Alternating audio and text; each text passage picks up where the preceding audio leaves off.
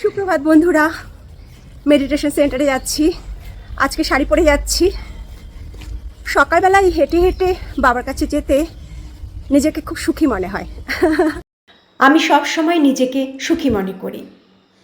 আমি কারোর কাছে কখনো কোনো কিছুর প্রত্যাশা করি না, কারণ প্রত্যাশা করাটা সবসময় দুঃখের কারণ হয়ে দাঁড়ায়। অবশেষে বাড়ি ফিরলাম এতগুলো বাজার করে। মামা, আমার মামারা দেখো তাকিয়ে আছে। আমি যখন আসি তখন সঙ্গে সঙ্গে চিৎকার চেঁচামেচি করবে দরজা খোলার জন্য। মামা, গুড মর্নিং, গুড মর্নিং। আমি তো হ্যাঁ, সত্যি তাই। আমরা তিনজন যখন বাইরে থেকে বাড়িতে আসি, ওরা ঠিক কেমনভাবে যেন টের পেয়ে যায় আমাদের পায়ের আওয়াজ বা গাড়ির আওয়াজ। কি যে চিৎকার করবে তোমরা জানো না।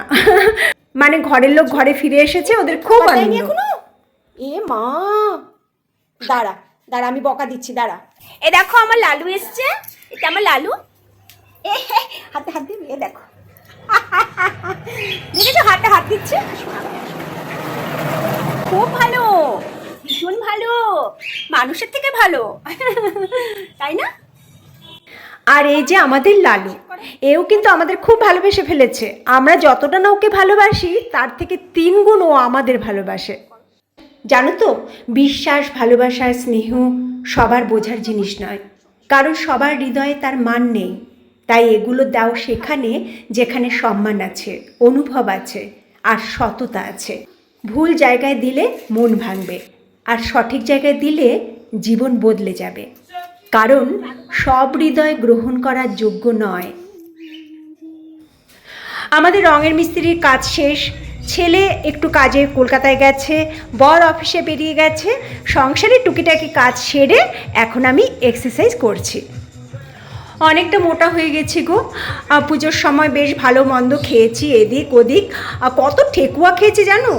এদিক ওদিক নন বেঙ্গলিরা শুধু ঠেকুয়া দিয়ে যাচ্ছে, আর ওদের যেন পুজো শেষ হয় না। তারপরে খিচুড়ি ভোগ, তারপরে মিষ্টি, অনেক কিছু খাওয়া হয়ে গেছে। ওজন আমার অনেক বেড়ে গেছে। তাই ফুল কদমে আজ এক্সারসাইজ করব। তোমাদের একটা অ্যাডভাইস দেব, জীবনে যতই ব্যস্ততা থাকুক না কেন, যাই করো না কেন, যত আনন্দ ফুর্তি, যত কাজেই ব্যস্ত থাকো না কেন, সারা দিনে কিছুটা সময় নিজের জন্য রেখো। নিজের বলতে এক্সারসাইজ, এটা অবশ্যই করো, কারণ শরীর ঠিক না থাকলে মন ঠিক থাকে না, আর মন ভালো না থাকলে কিচ্ছু ভালো লাগে না।